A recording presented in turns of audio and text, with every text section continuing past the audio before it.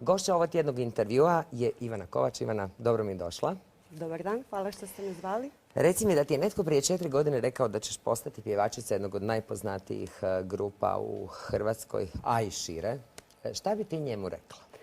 Ja bih njemu rekla ti si totalno lud. O čemu ti pričaš? Nismo na isto valnoj duljini, očigledno.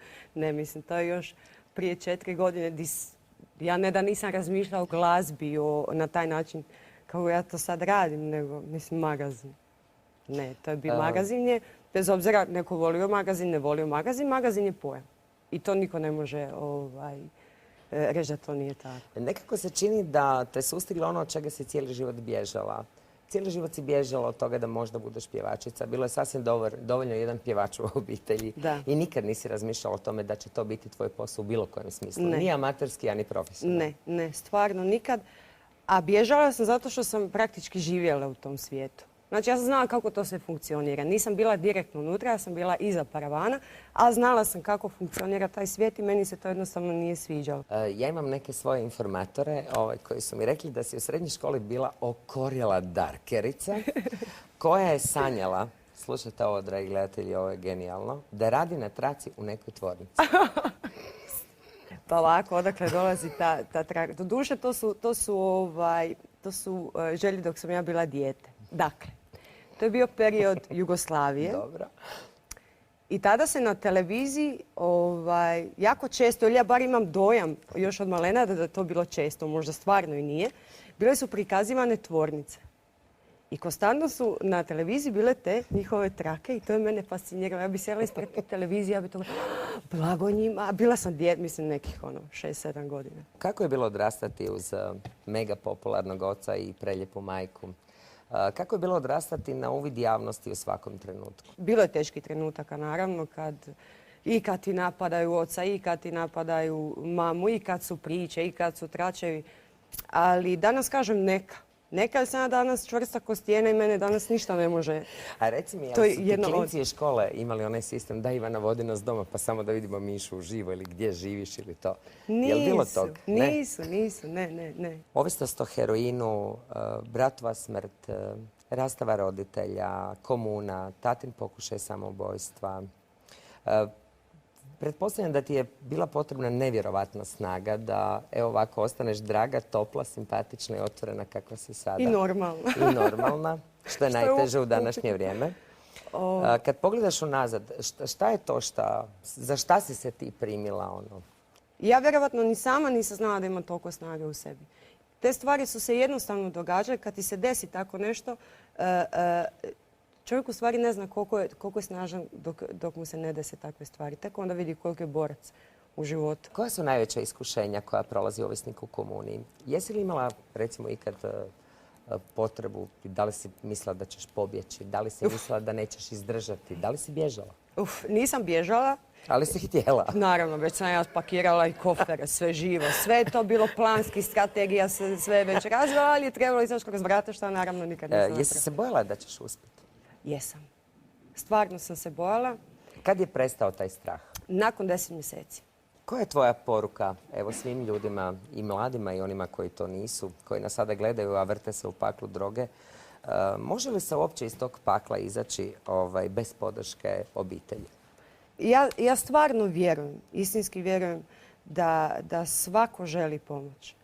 I puno, ja sam uvijek govorila, meni ne treba pomoć, ja to sve mogu. Treba ti pomoć. Jer da možeš sam, ti bi, mislim, ne bi to sranje s oproštenjem konzumirao i ne bi se uništavao, ne bi uništavao sebi, ne bi uništavao svoju obitelj, ne bi uništavao sve oko sebe. Treba ti pomoć. Često si govorila u svojim istupima, intervjuima o tatinoj ženi, o Lidiji, i često si rekla da je ona bila jedan ključni faktor pomoći tebi i tvome ocu. Na koji način? Da je jako puno pomogla. Ona je upala u kulminaciju one najveće moguće katastrofe koja postoji. Dakle, Mišo je tada izašao, taman je izašao iz bolnice. Tatu zoveš Mišo? Pa često. Ali to iz ljubavi, iz dragosti.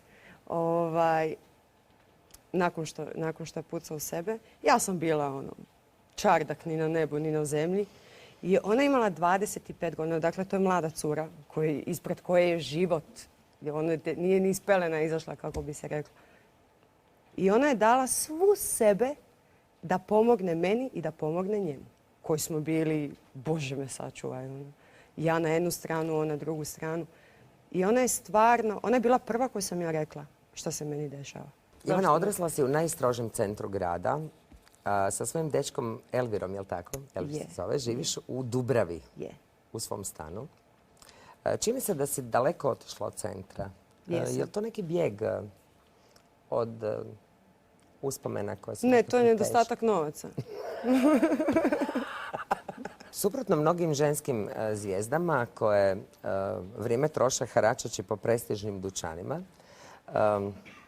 tebi je omiljeno mjesto za shopping benzinska pumpa. Pumpa, da. Molim te, Ivana, šta je tako zanimljivo kupovati na benzinskoj pumpi? Ne znam zašto, ali kako je bio jedan period kad je Miša često išao u Njemačku, znači svaki vikend, petak, subota, nedjelja, mi bi išli u Njemačku. I ja sam uvijek išla s njim, naravno. Meni su, ja ne znam, benzinska pumpa, stani, svaka naljepnice, mediće, žvake, ne znam, džinđe, one plastične cvike. Ali uopće nije stvar u tome, nego sam pojam benzinske pumpe i svega unutra, to meni... To je za tebe. To je taj shopping iz snova. To je taj shopping, da. Znamo da ćeš na posljednjem Mišinom albumu pjevati jednu pjesmu, to znamo, ali ne znamo koju jer nikome nećeš otkriti koju. Hoćeš li možda meni? Hoću. Pjesma je već snimljena. Doduše nije pjesma moja, nego duet. Dobro. Duet. Dakle, ipak je došlo do dueta. Ipak je došlo. Prvi duet koji smo snimili, nemoj do tebe nikoga, je bio na njegovu inicijativu. Dobro. Ovaj je na moju. I koja je to pjesma? Rekla sam, ako možeš sa Kerom, možeš i sam. Dobro. Pjesma se zove Tvoja mala. Znači, to je u vrlo malo riječi rečeno sve ono što on meni znači i ono što ja njemu znači. To je naša pjesma. I to je nešto što, ja sam rekla, nema potrebe, ovo što ćemo sad raditi, to će biti samo moje. I kroz tu pjesmu ćemo pokazati ljudima, u stvari ja želim pokazati ljudima. Što je obitelj? Šta je obitelj? Slažeš li se sa mnom da te jedna pjesma, odnosno naziv jedne pjesme od tvog oca najbolje opisuje, a to je Ja sam kovač svoje sreće? Je. To stvarno je, ali mislim da to nije samo u mom slučaju, mislim da je to stvarno kod svih ljudi. Jer sudbina je jedno, ti sudbinu ne možeš izbjeći. Ali da si možeš posložiti stvari u životu najbolje onako kako misliš da će ti uspjeti, to i možeš. Sigurno možeš. Ivana, puno ti hvala. Molim.